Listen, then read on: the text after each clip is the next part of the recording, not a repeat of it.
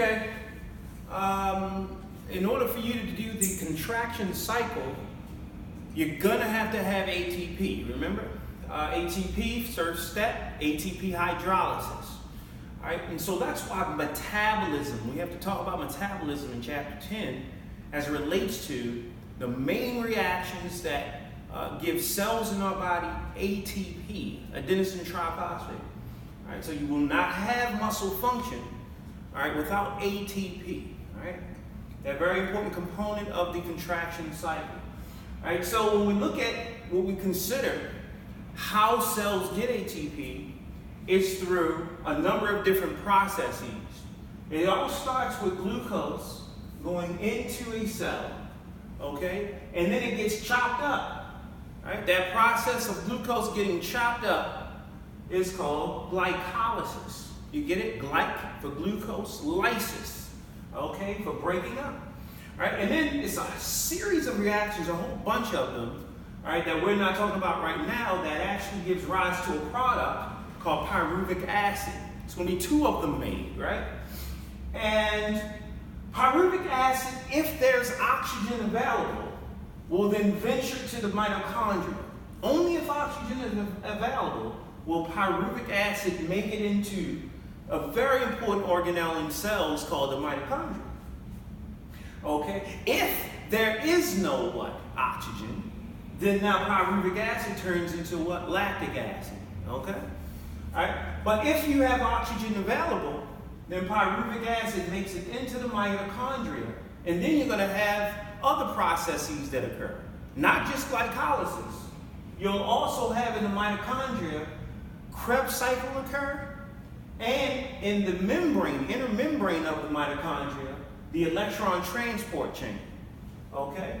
And then in that process, when oxygen is there to catch these last electrons that I mentioned in lecture, then you'll get 36 ATP just from one glucose.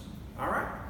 Now, when you actually have oxygen, we call that process, okay, that entire process, we actually call that aerobic respiration, okay? And that is how we live, all right? We live through aerobic respiration. The process of when a glucose goes into the cell, it goes through glycolysis. Then you have the Krebs cycle that occurs, and then the electron transport chain. And that's how we live through those three processes that are called aerobic respiration. And then you get 36 ATP just from one glucose. So when you eat sugar, that's how you're getting, that's the purpose of eating sugar, so that you can get ATP. Now that ATP is going to be used for the contraction cycle, you see? All right, so that's metabolism, all right? That's the basis of our metabolism. That's how we stay alive, okay? But don't forget, if you don't have oxygen, or you're low in oxygen, you're going to have that just glycolysis occur, and then you're going to get a product called lactic acid, right? And that's what we talk about in lecture. If you don't have much oxygen, you get a buildup of what? Lactic acid, okay? Yeah. And it doesn't feel that good, right? Okay.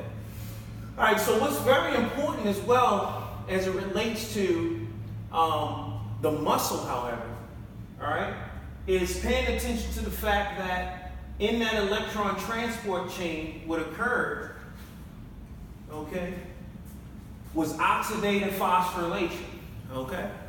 And that's why when we talked about in lecture, those type of muscle cells that are called slow oxidative, it's because what they do mostly is what? Aerobic respiration. That's what they do mostly, because what? They rely on aerobic respiration. That means they rely on the electron transport chain and that process of phosphorylating ADP to make what you call what? ATP. All right? That oxidative phosphorylation process is where you get most ATPs from one glucose. Okay? So those slow oxidative fibers that I talked about, right? Those are the fibers where you're going to get a lot of actual ATP.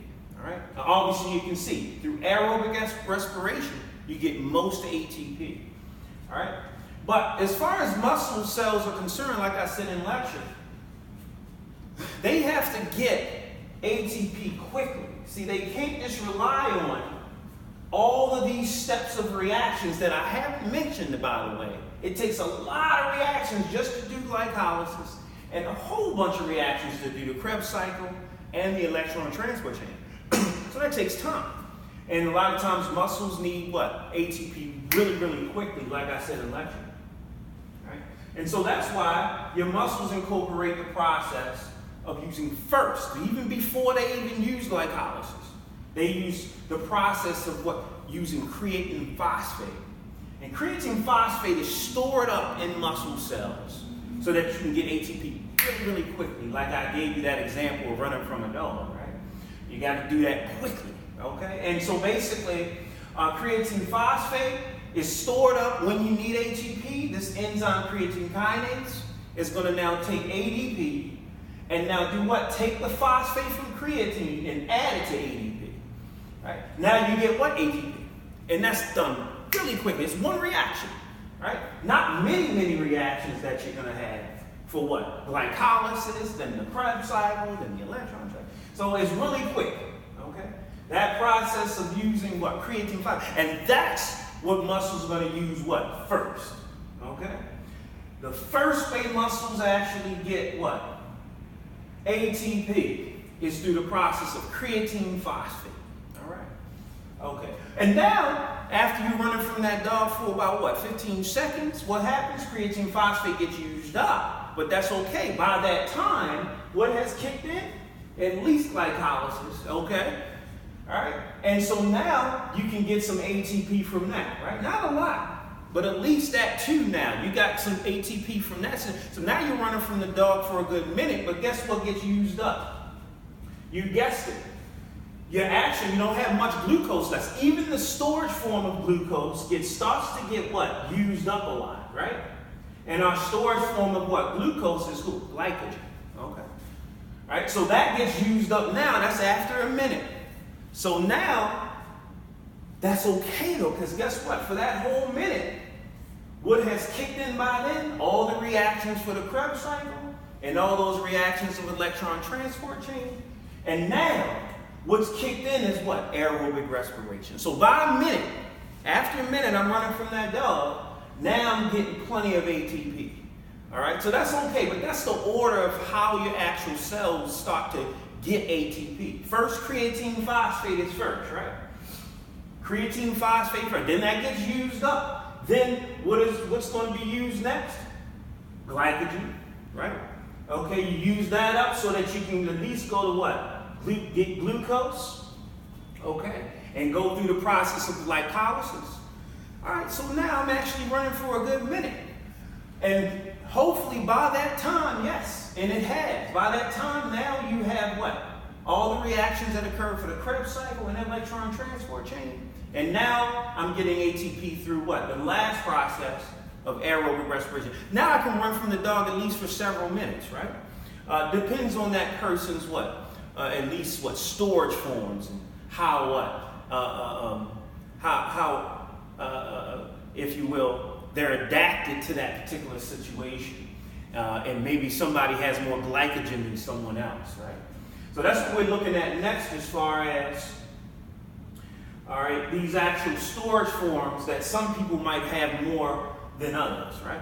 So some might have more glycogen stored, so they can last a little longer running from the dog, right? And then myoglobin's a storage form for who? Oxygen, right? So oxygen is actually, stored in muscle in what we call myoglobin. So some people might have more myoglobin in muscle cells than others, right? All right, and so basically, also, what's that other storage form? Creatinine, right? So creatinine phosphate, your actual muscles are going to adapt to your situation. If you use your muscles more and longer, then you'll probably have more of these storage forms, which are what? Glycogen and myoglobin, right? And creatine phosphate, all right? So, but once they get depleted, once your storage forms of ways to get ATP start to get depleted, like glycogen, and your oxygen bound to myoglobin and creatine phosphate, then you start to get decreased ATP, You have a low amount of oxygen, and now that's what kicked in by then? Fatigue. Okay? Fatigue kicked in, all right? And now you don't have much energy. Now the dog catches up to you and bites you, all right? All right, so basically what your body starts to kick in now is what we call oxygen debt, okay? And oxygen debt, okay, is a way of your body recovering after you've been depleted of all your storage forms. All right, so now now you're gonna have to have ATP, right? So that you can build back up. So that you can build back up your glycogen. So that you can get ATP to build up to get more creatine phosphate, right? Right? And you have to have more oxygen added, right? So that you can get more oxygen or myoglobin again. So you're trying to get back to the storage state that you were before. And that's called when you have oxygen debt. You got to pay your debt now, right? And because it's at that recovering stage as well. A lot of times we just call it oxygen recovery uptake. That period of time is called